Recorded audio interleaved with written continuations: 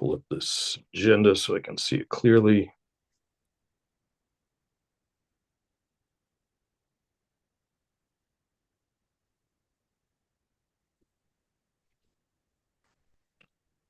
Okay.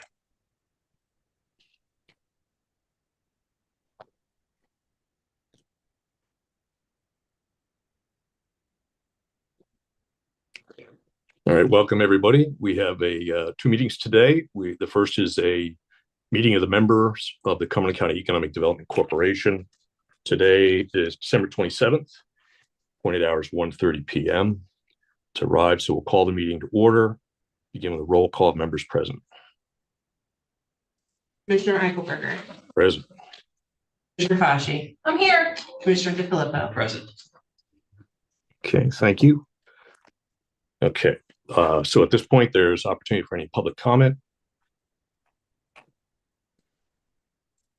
Okay, I have some commentary I'm going to add here before we get started. So as an introduction, I'm happy to say this is presumably my last meeting as presiding officer.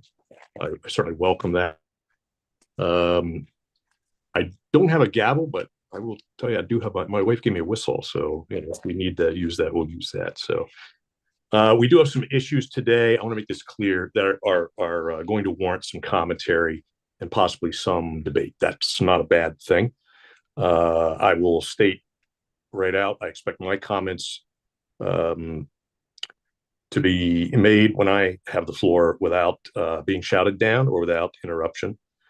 Others will also have their opportunity to say, they have their say free of interruption, certainly subject to a reasonable amount of rebuttal or response.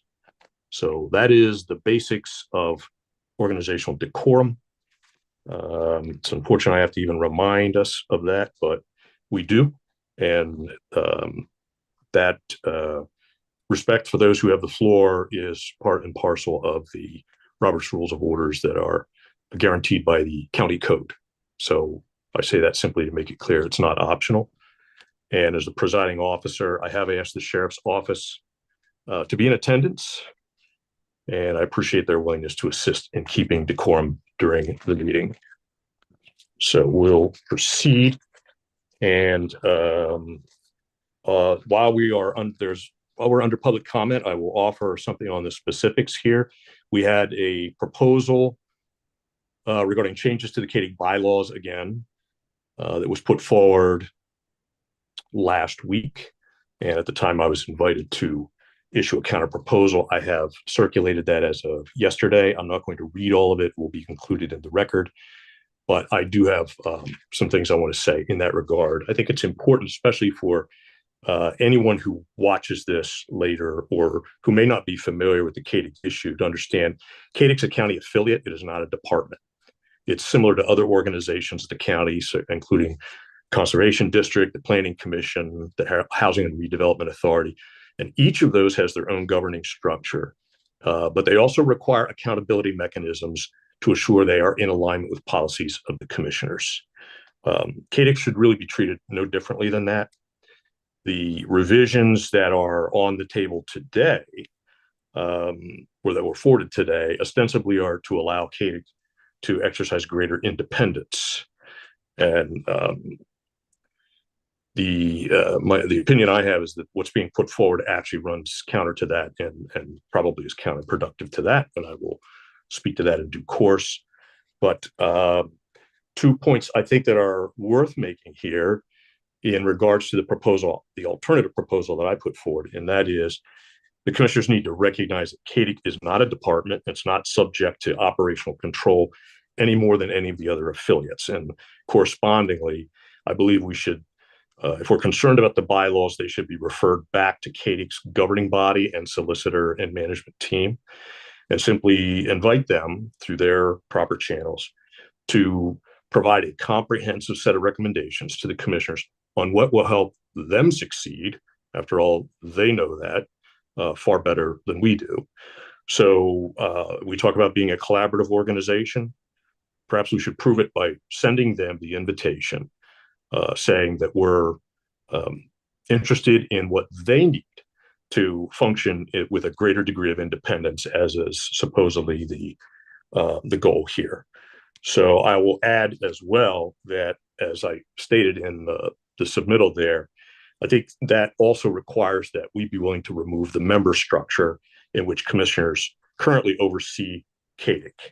If we want to say that CAEDC is strong enough and does not need commissioner input anymore, then that should apply across the board. Okay, and removing that member structure helps accomplish that.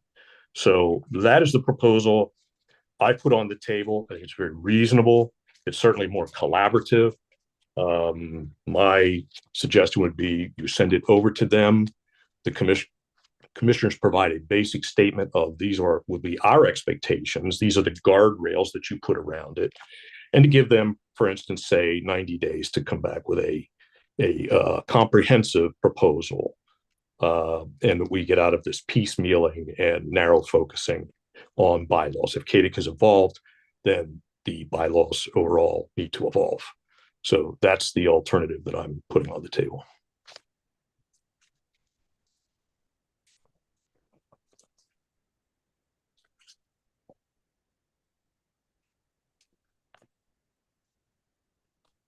Other comment?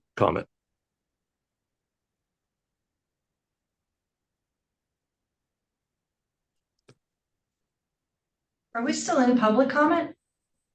Well, it's any commentary anybody has. Now, if we want to move on to the other bylaws, that will be the next step.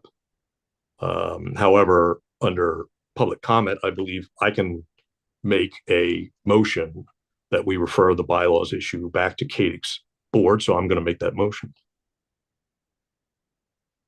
Well, I don't know if you can do that or not. I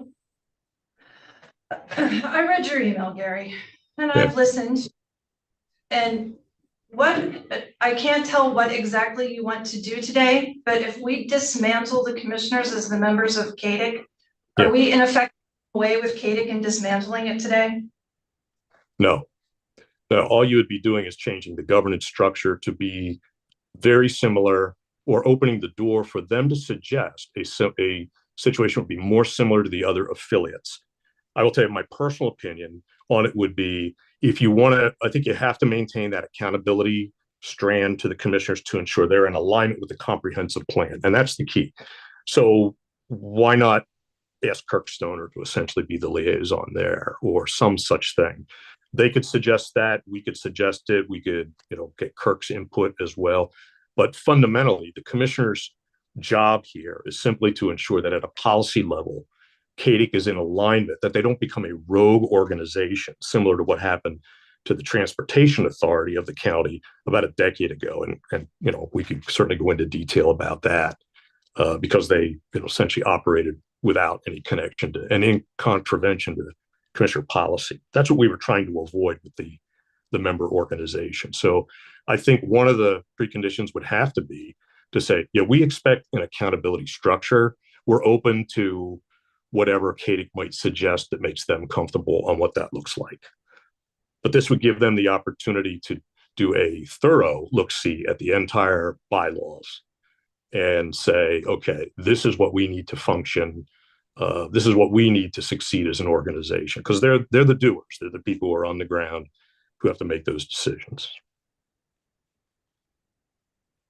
I find it interesting that in the many years I've been here, and the many consultants that we have hired to look at CAEDC's operation, that none of this has ever come up. If this is something that the next board wants to look into, I won't be here. I won't have any say in it. But I believe that the revisions that are being suggested today in agenda item 4A through D are what should be discussed and potentially enacted upon. Well, I've certainly said my piece on why I think these ostensibly don't accomplish what you say they're going to accomplish, but that decision is best left to CAEDC itself, in my opinion. Now, you can do both. And in fact, if you do pass these without, any further consideration, what's on the table, without any due diligence, then the next board certainly can still issue the invitation to CAEDC to do a rewrite. And in fact, I would encourage them to do that right out of the box, because I think this is creating more problems than it's solving. Gary, first of all, it's very hard to tell if you're finished talking or not because you are frozen on the screen here. So, all right. So if you're done, I'm going to ask this question again. What exactly do you want to have happen today? Well, I think what I'm suggesting is pretty simple. It's really pretty straightforward. We simply to refer the bylaws revision issue back to CAEDC, and say, you guys have at it. Tell us how if this is truly a new age and we've got great staff and everything, as you said, Gene, then maybe we should be collaborative and seek their input. So I'd simply say, refer it back to them. Say, hey, we're going to give you 90 days to come up with a thorough rewrite of all aspects of the bylaws that will, transition us into a better place, and that will allow them to be. I think the goal that was stated was they should be able to act more independently. I don't think you can do that with the commissioners in the member structure. The member structure existed to ensure a line of accountability. So, and it worked well, quite frankly, for a lot of years.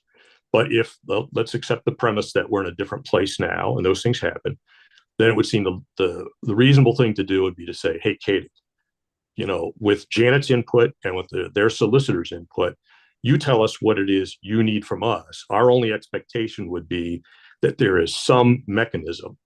And I think that mechanism could be quarterly updates, as we've done with them, have them come in, as well as maybe regular reporting, for instance, by Kirk Stoner. As I stated, the comp plan is really where these two things intersect. And Kirk's responsible for the comp plan and the implementation. You could put him on the executive committee, and he could certainly provide all the guidance that the CAEDC board needs in terms of, are they in alignment or are they in danger of potentially going off and being their own organization? Kirk will understand this perfectly because he was here when we essentially deactivated the transportation authority, the county's transportation authority, for becoming a rogue organization because those safeguards did not exist. So you simply send it back to them, say, do this. We'll give you 90 days. If you want an extension, we'll consider it. But you guys tell us what you need to succeed. And the only thing we'll tell you is, for instance, you need an accountability mechanism so that commissioners aren't in the dark.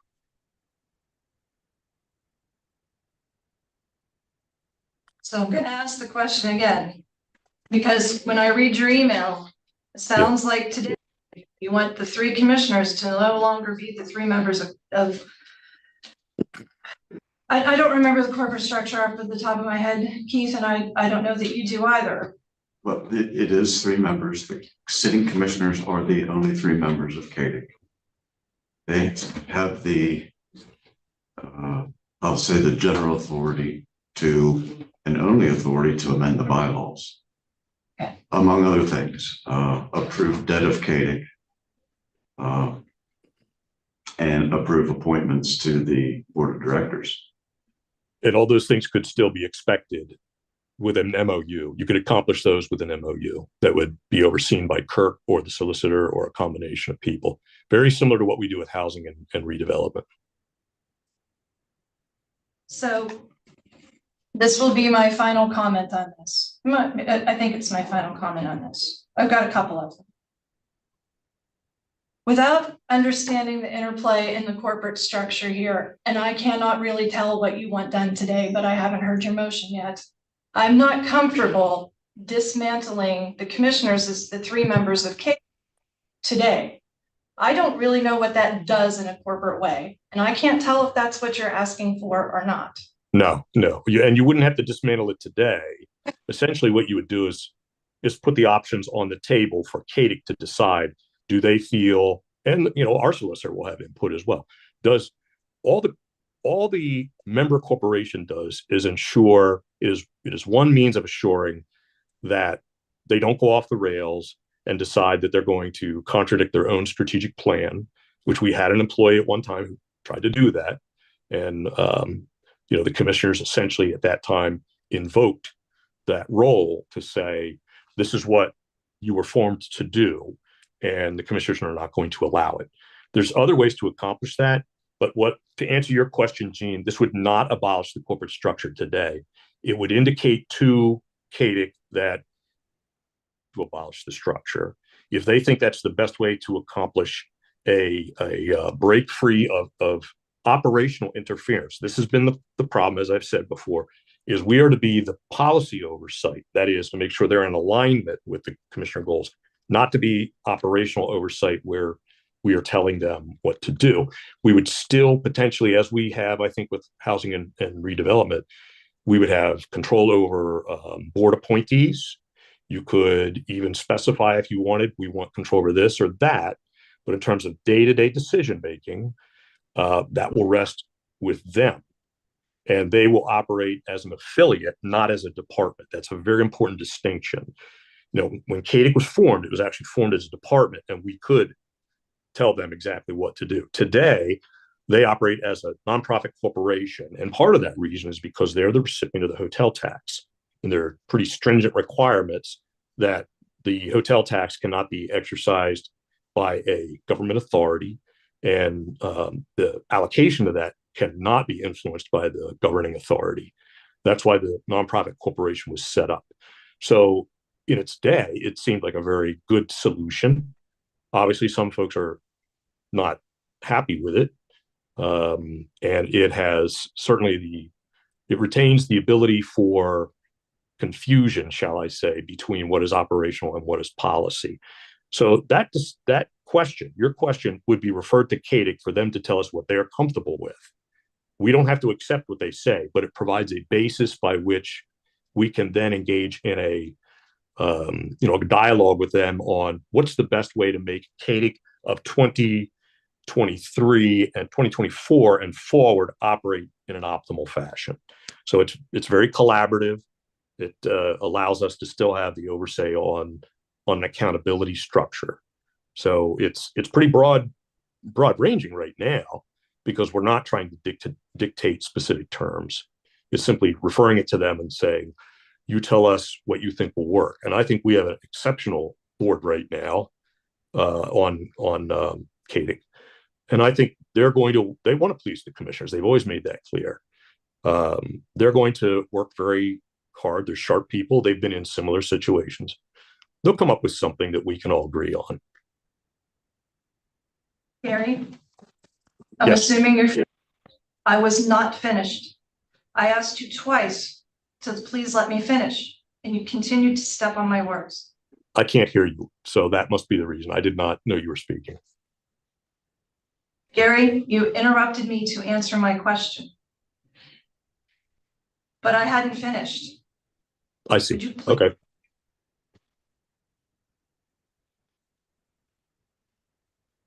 Last Thursday, the Planning Commission met. Janet Anderson was there at Planning Commission. Give her update on CAEDC.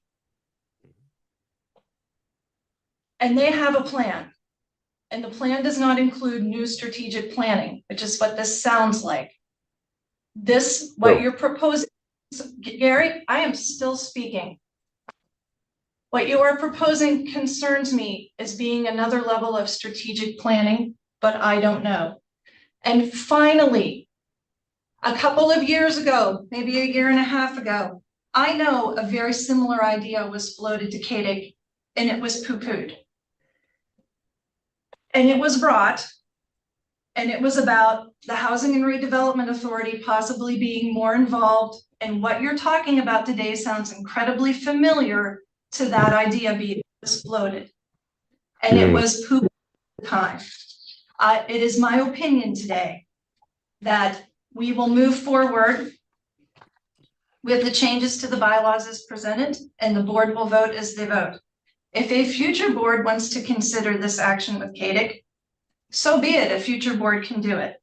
It is not what is proposed today. I have so many questions about it. I don't think it's well thought out. Receiving this information at 2:53 p.m. yesterday via email certainly does not give this board enough time to put its ducks in a row to understand what is really being asked and the legal ramifications of it. I'm still speaking.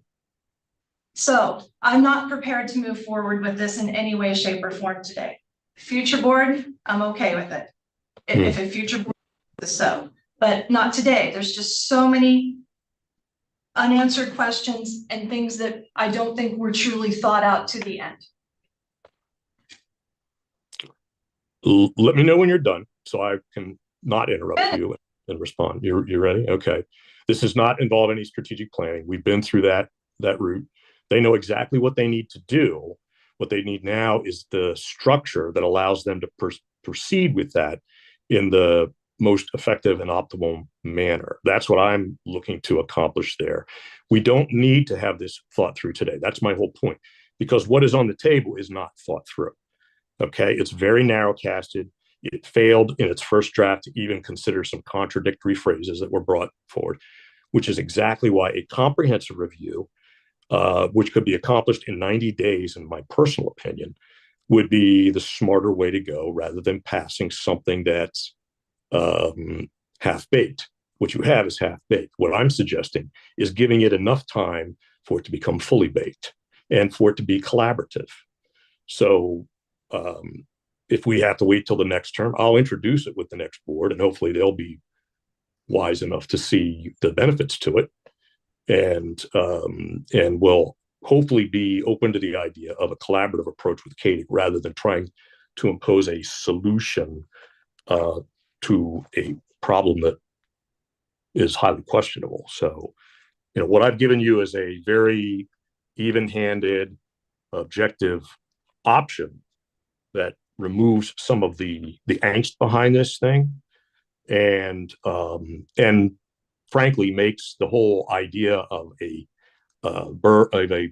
council that's collaborative, brings it to reality, because no one knows how to run CAEDC better than CAEDC. Certainly not the commissioners.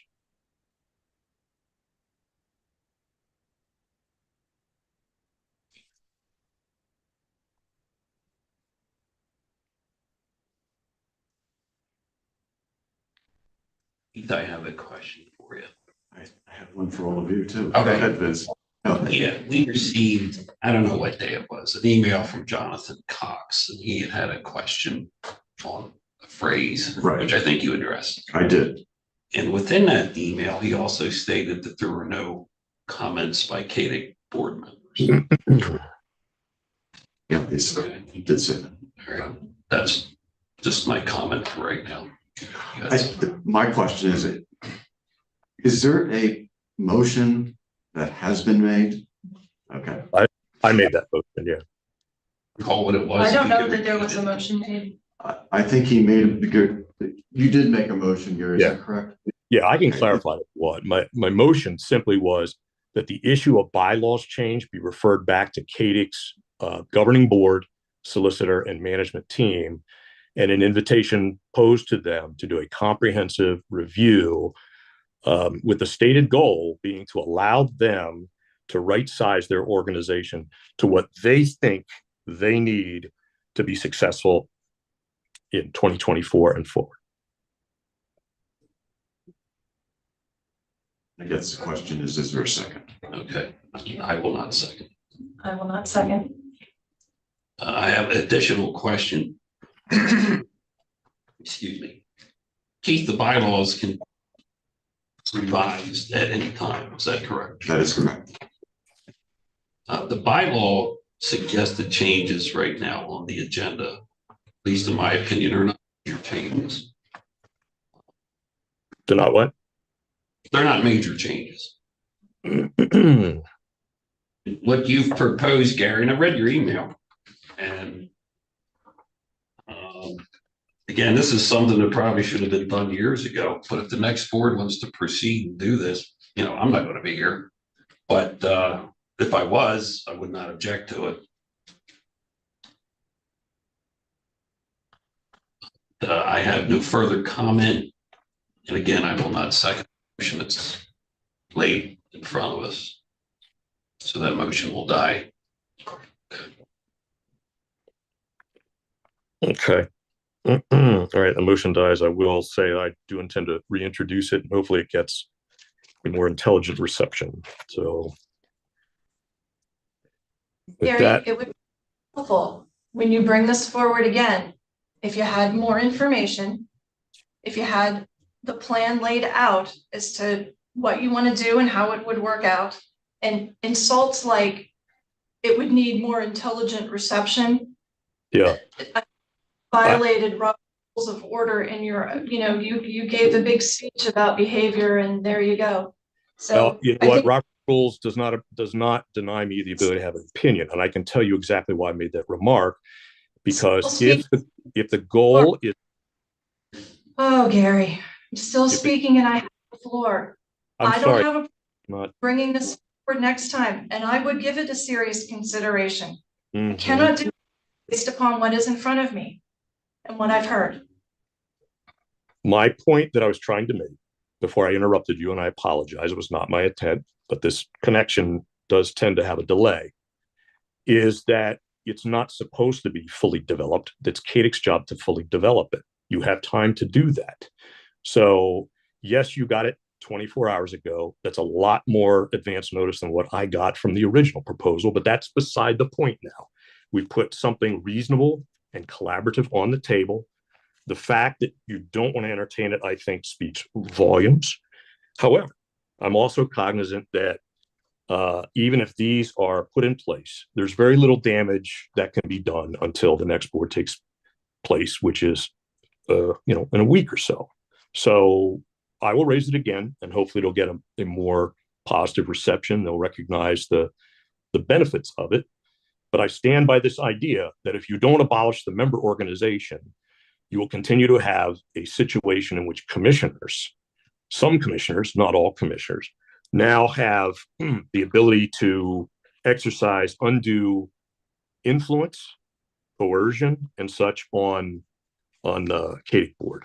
The fact that they didn't provide any input back, well, they weren't given a lot of time. They had no chance to discuss it among themselves, and they're going to want to think about it. So they're not going to, respond off as a shooting from the hip. So I don't think that says anything, frankly, that you didn't get a response.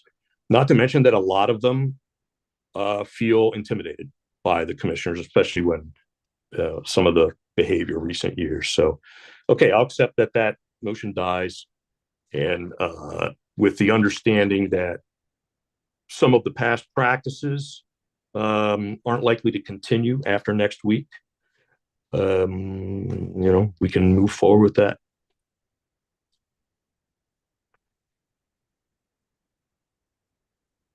So that brings us to item 4, which is the amendments that are on the floor. I'll make a motion that the list of the CAEDC bylaws as indicated in agenda item 4, items A, B, C, and D be approved. Second. Okay, it's moved and seconded. All in favor indicate by saying aye. Aye. According to my vote is no.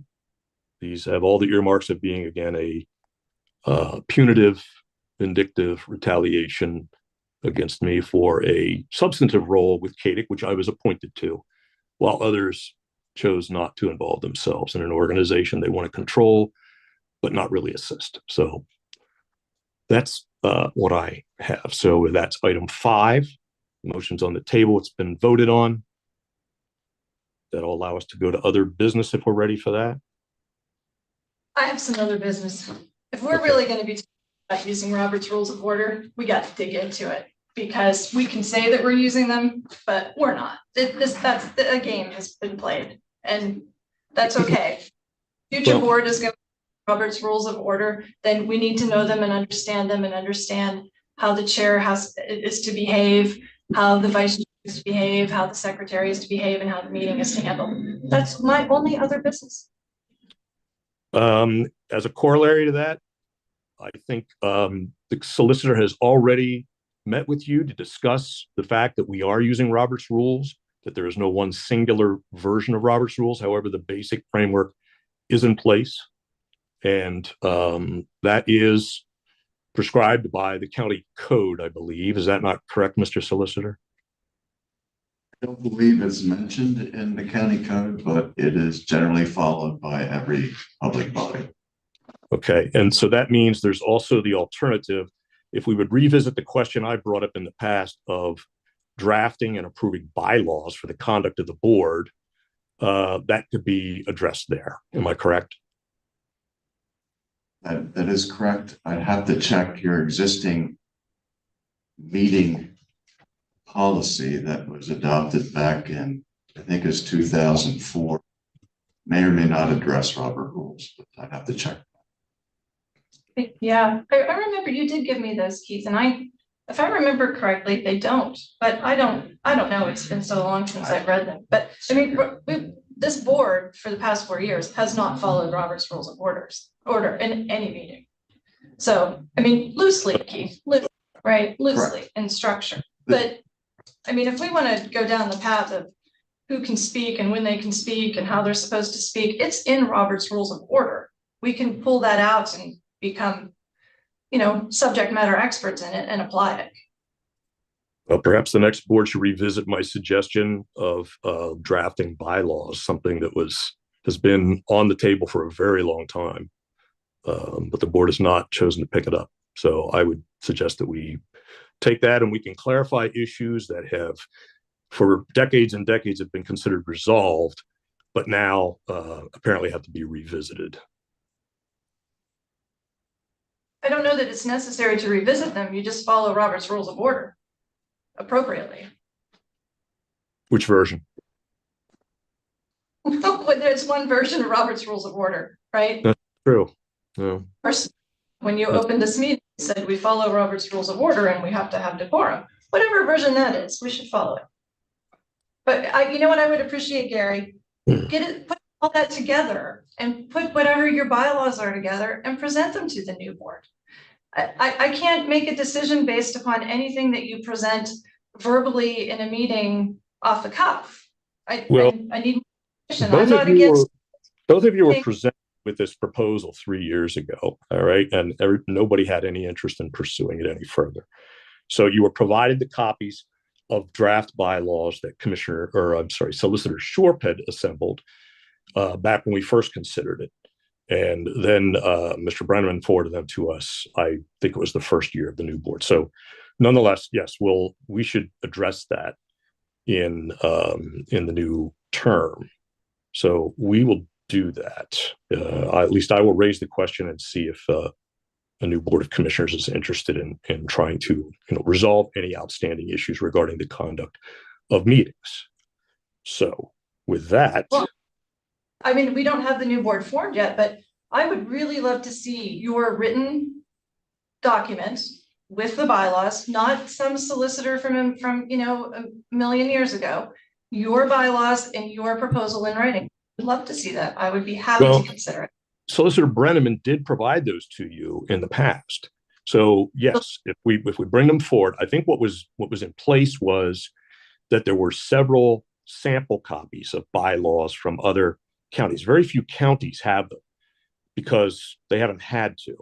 Now municipalities have them. So we collected a range of municipal bylaws that, Solicitor Shorp did and provided those. Solicitor Brenneman has those and has also provided them in the past.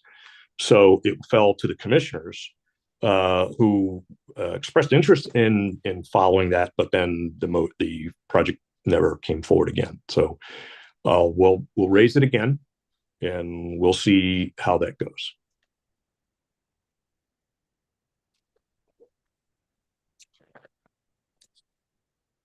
Anything additional? If there's nothing additional, we can adjourn the meeting if I have a motion for that.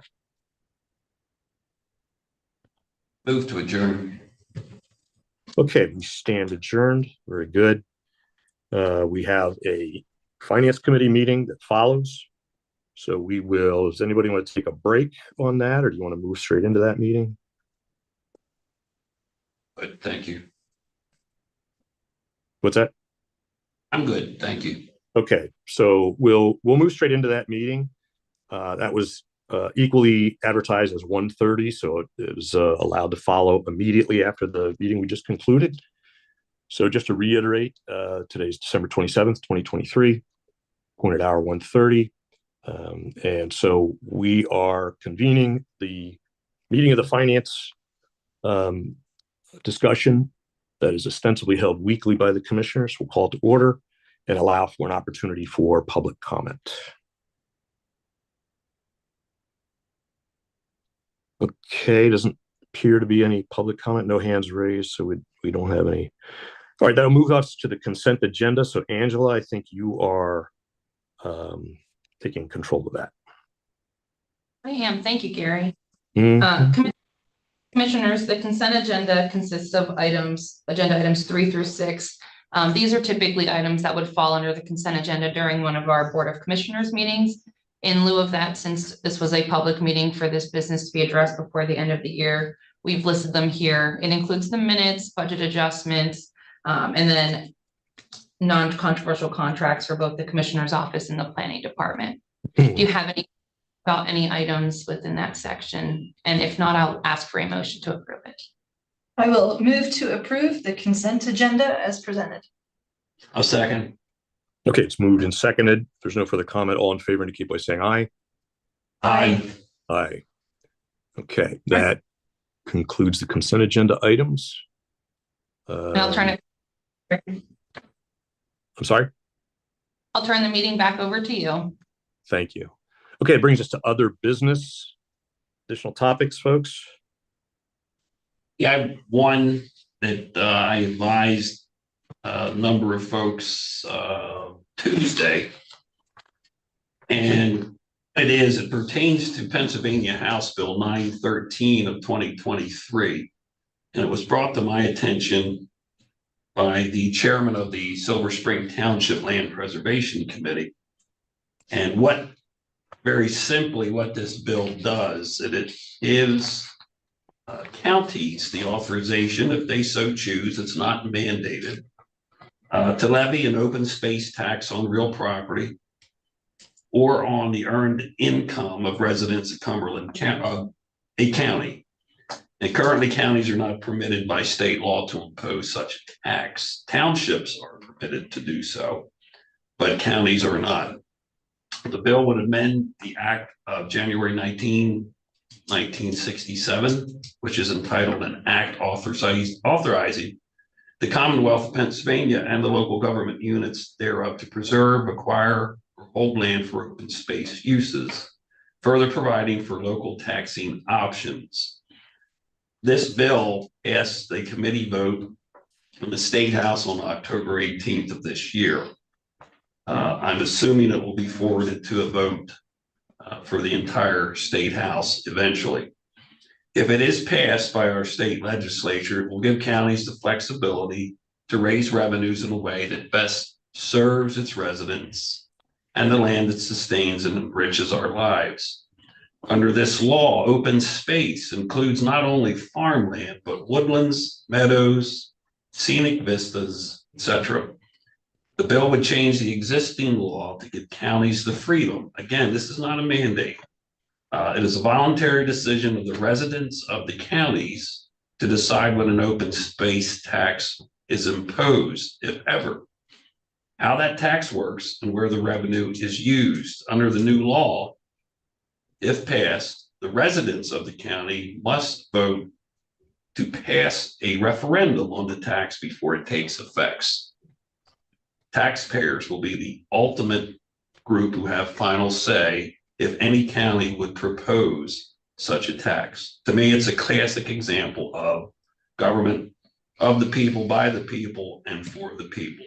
My request is to have our Board of Commissioners provide a simple letter of support for this piece of legislation and send it to at least our state reps and senators that cover Cumberland County.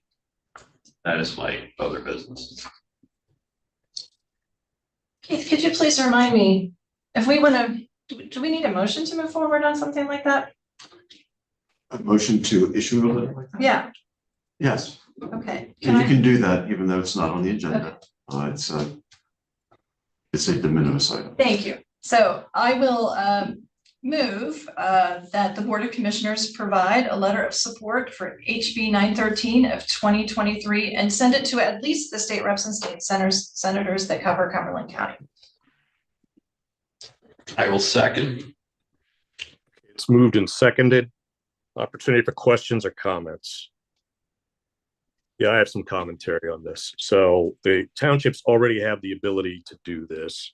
Yes. Most of these issues, frankly, are a local phenomenon.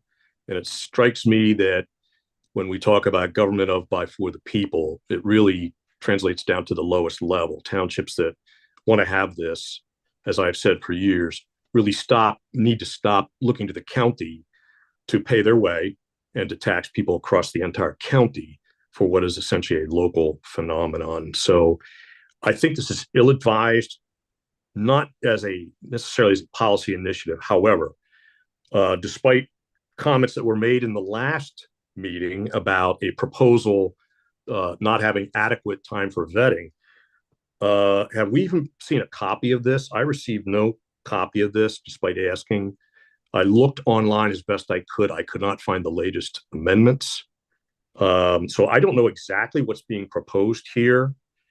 And that is, not a great way to do something of this nature. So I think it would also take the townships off the hook for what should be legitimately their responsibility.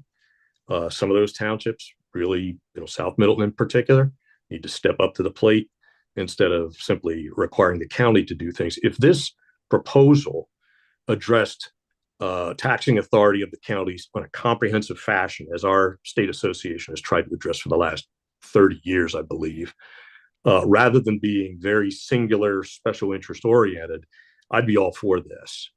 But these types of one-off empowerments, I think, undermine our ability to compel the legislature to address local taxation for counties in a responsible manner. So, that's two-pronged.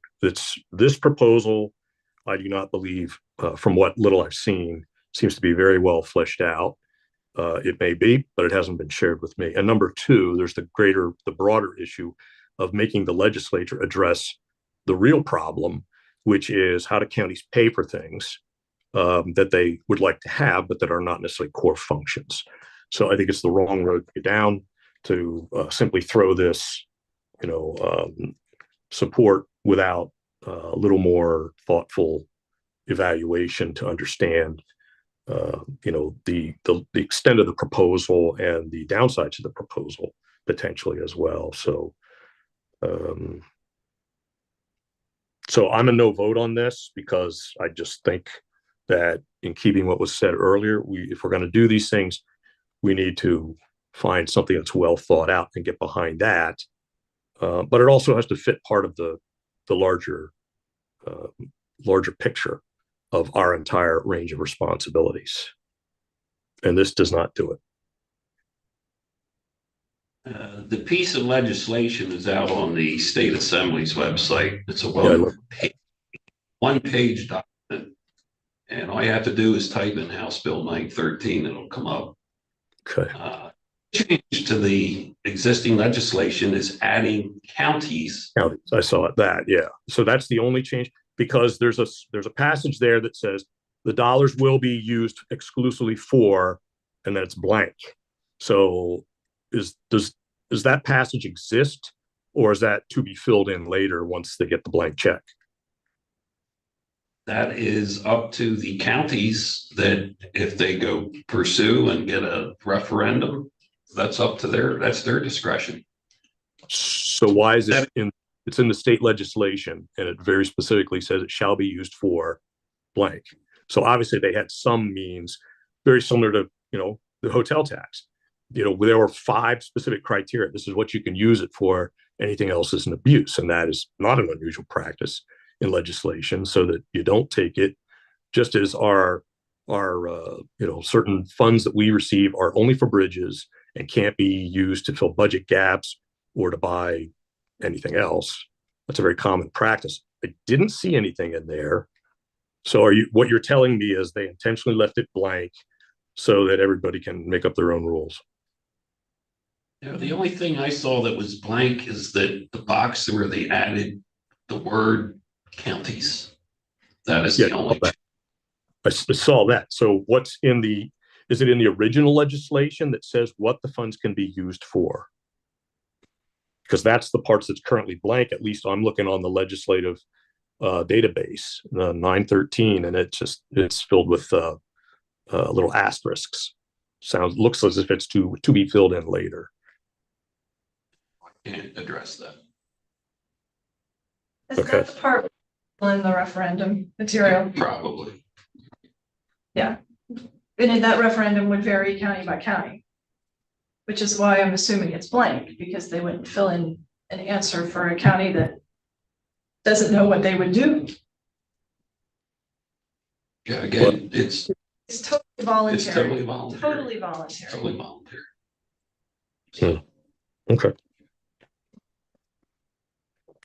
All right. Well, Appreciate you know, it's clear where the sentiment is. I mean, we're going to pass this somewhat despite the questions. So we'll call I'm sorry, did we have a motion? Yes, there was a motion and a second. Okay, that's fine. We'll call the vote then. All in favor, indicate by saying aye. Aye. Please record me as no. So, okay, so we are still on item 7, other business. Anything additional? No. Well, entertain a motion for adjournment then. Move to adjourn. Okay, we stand adjourned then. Thank you all.